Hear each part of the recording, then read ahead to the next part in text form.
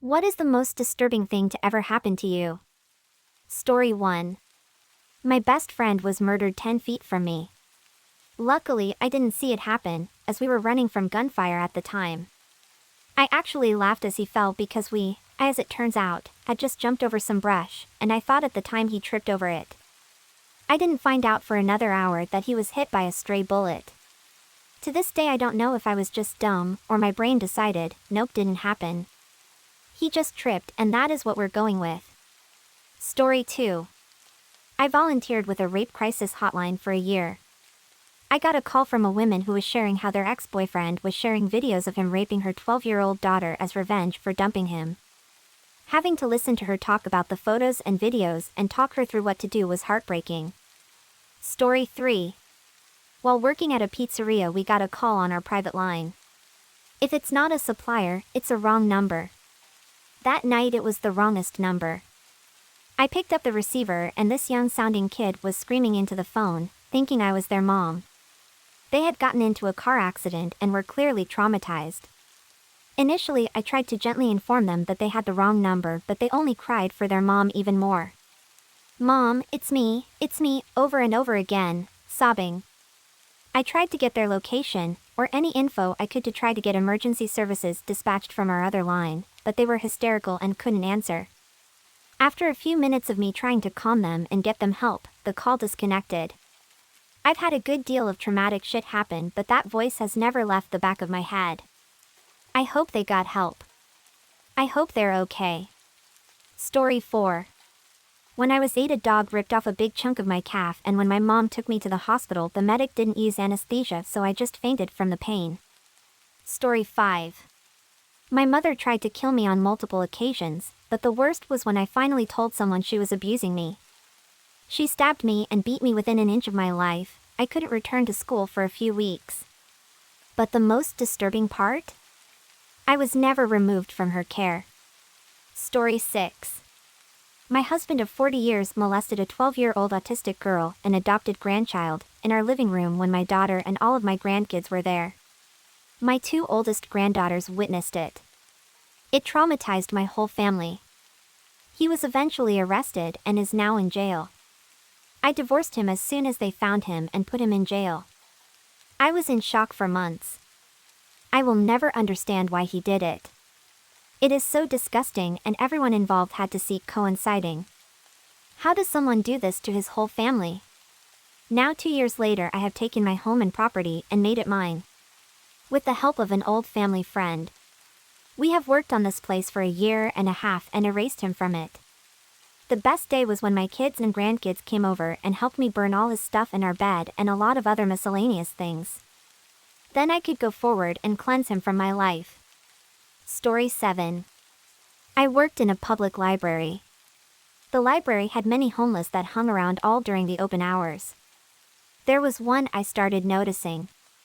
He would follow me around the book stacks. I'm male also. This homeless guy would seem to be always at the opposite end of a row of bookshelves from me. On my late night I worked till closing. In the very back rows of the building it was deserted. I was looking for a book. I was bent over looking at the bottom shelf. I could see out of the corner of my eye. He rushed to the aisle I was in. Then just started looking around at the far end. I could see he was looking at me out of the corner of his eyes. I just continued doing what I was doing. I then could see him start running towards me with his arm raised up. I stood and looked at him. I could in his raised hand he was holding a box cutter. I held some books in front of me and yelled at him, "What are you doing?" He lowered his arm, stopped running and just walked past me. I followed him yelling at him. He just walked out into the dark night. Story 8. I was held hostage in an apartment for 24 hours and raped repeatedly by a man and his girlfriend. Once they fell asleep from drug-fueled exhaustion, I managed to creep out onto a ledge that was 12 stories high, move across to the living room balcony and exit through the front door. Story 9. Some old bastard fired a warning shot through some trees, whizzed right by my eyes. Everything would have just went out like a light switch. I think about that quite a bit. I was young and drinking when I shouldn't have, so I never told the cops or my family about it. I think about it from time to time. A Redditor's follow-up story. I had a similar situation years ago, back in the 1990s when I was a teenager.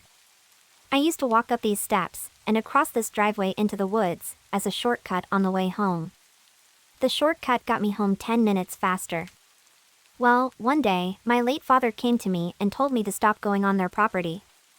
The creepy thing is, how did the guy who owned the property know my dad, as the place looked like an assisted living facility? Well, one night, I decide to take the shortcut and suddenly, just before I get to the top of the hill, I hear a gunshot. I didn't take that shortcut again. Story 10. I have a very spotty childhood. I can only remember a handful of moments, and unfortunately some of those moments are of me being sexually abused by my biological father.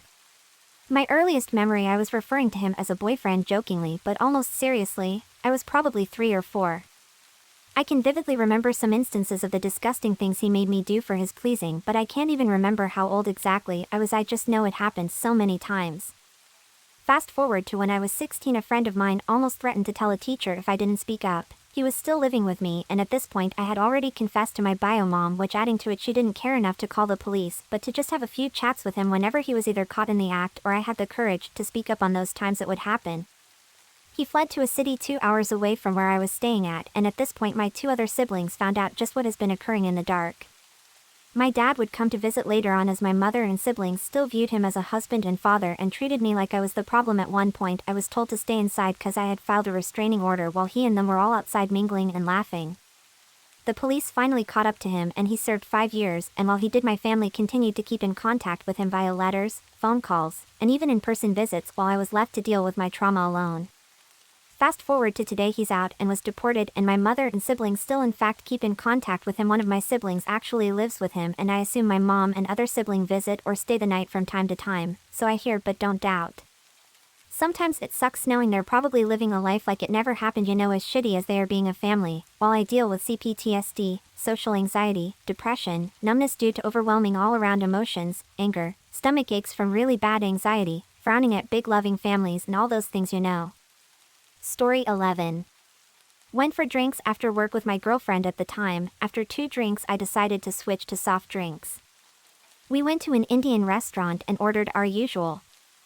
Halfway through I blacked out and hit my head on a chair on the way down. My next memory is being on the floor away from my table, my girlfriend being comforted by other people who were in the restaurant, and is in floods of tears.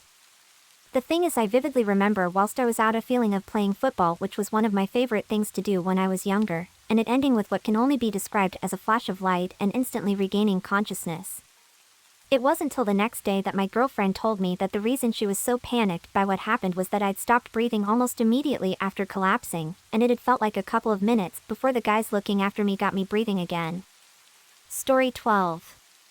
Had a friend in high school that had a neglectful dad and no mom. She lived with me for about 3 months until my mother said our extended sleepover had to end. During that time she spent with me, she would cut or burn herself. I was her overnight medic.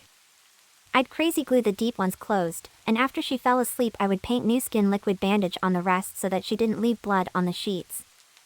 I didn't dare tell my mom, since having me as a medic was much better than her being at her house and bleeding. When my mother said she had to leave, I secretly told the school counselor, who finally told her dad what was happening. We haven't been friends in a long time, but she's still alive to this day. I hope I made a difference, even if it felt like a betrayal of our friendship at the time. I know it was the right thing to do, but as a teen it felt bad to tattle on my friend. Story 13. Ousted a pedophile once. We were both teachers in a foreign country. Took a year of questions, and even then I wasn't sure, but when I saw him convincing a woman to let him teach her young daughter, I called him out, and in his explosive outburst to me he admitted it. The disturbing thing was I met with a group of expats later that day, and one very weird guy got too excited about hearing about this pedophile. He kept talking about how they'd go and get him, but there was this perverted excitement on my face that made my skin crawl, and I felt like he wanted to know the other guy to befriend him. Also, I was attacked by a group of guys with machetes in a different country. Hospital visit for a week, but when I reviewed the videos we took of them, I missed that one of them had a pump-action shotgun.